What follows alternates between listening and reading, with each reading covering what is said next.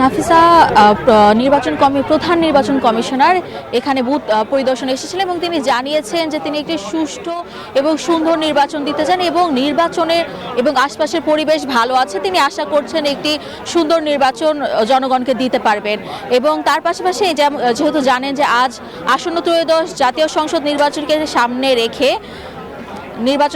রেখে যে আজকে থেকে শুরু হয়েছে আপিল, আজকে থেকে শুরু হয়েছে রিটার্নিং অফিসার কর্তৃক মনোনয়নপত্র বাতিল ও গ্রহণের আদেশের বিরুদ্ধে নির্বাচন কমিশনের আজ থেকে আপিল দায়ের করা যাবে এবং আগামী 9 জানুয়ারি বিকেল 5টা পর্যন্ত সংক্ষুব্ধ কোনো প্রার্থী বা কোনো ব্যাংক বা আর্থিক প্রতিষ্ঠান বা কোনো সরকারি সেবাদানকারী প্রতিষ্ঠান অথবা প্রার্থী কর্তৃক লিখিতভাবে ক্ষমতাপ্রাপ্ত কোনো ব্যক্তি ইসিতে আপিল দায়ের করতে পারবে।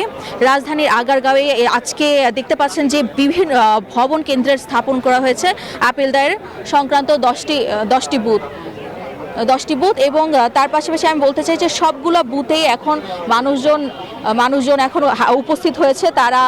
তারা এখন দাঁড়িয়েছেন তাদের আপিল বাতিলের সংক্রান্ত বিষয়ে কথা বলতে এবং আমরা দেখছি যে প্রচুর মানুষ সমাগম দেখা যাচ্ছে। এই বিষয়ে আমরা আরও বিস্তারিত পরবর্তীতে জানাবো। এখন আছে চট্টগ্রামে আমাদের সহকর্মী নয়ন বড়ুয়া যায়, চলে যাচ্ছি নয়নের কাছে। নয়ন, আমাদেরকে জানাবেন চট্টগ্রামে নির্বাচনী পরিবেশের কি অবস্থা?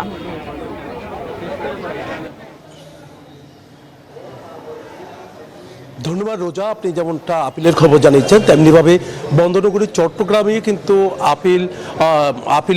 আপিলের যে একটা সুযোগ রয়েছে, তো সেই সুযোগটা কিন্তু কাজে লাগাচ্ছে। আমরা দেখতে পাচ্ছি রিটার্নিং কর্মকর্তার কার্যালয়ে আছি। তো এখানে গতকাল পর্যন্ত যে যাচাই বাছাই কাজ শেষ হয়েছে, এর মধ্যে চট্টগ্রামের 16টি আসনের মধ্যে কিন্তু আমরা দেখেছি 102 জনকে বৈধ ঘোষণা করা হয়েছে প্রার্থীদের মধ্যে, আর 41 জনকে কিন্তু এখানে তাদের মনোনয়ন অবৈধ ঘোষণা করা হয়েছে, বাতিল করা হয়েছে। তো যারা বাতিল হয়েছে 41 জন, তারা কিন্তু আজকে থেকে যদি চায় তারা আপিল করার সুযোগ রয়েছে। আজকে থেকে 9 তারিখ পর্যন্ত, 9 তারিখ বিকেল 5টা পর্যন্ত তারা চাইলে আপিল করতে পারবে।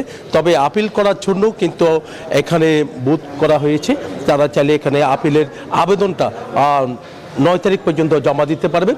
তবে আপিলের যে শুনানি, সেই শুনানিটা শুরু হবে 10 তারিখ থেকে 18 তারিখ পর্যন্ত চলবে বলে আমাদেরকে জানিয়েছেন। তার কারণে যে নির্বাচনের যে একটা আমেজ আমরা দেখতে পাচ্ছি, যে একদিকে মনোনয়ন জমা হয়েছিল, এরপর পরে যাচাই বাছাই হয়েছে, নির্বাচনের যে একটা আমেজ, সেই আমেজটা কিন্তু ফিরে এসেছে, ডামাডোল বাজতে শুরু করেছে। নির্বাচনের পথে একেবারে পুরো বাংলাদেশ।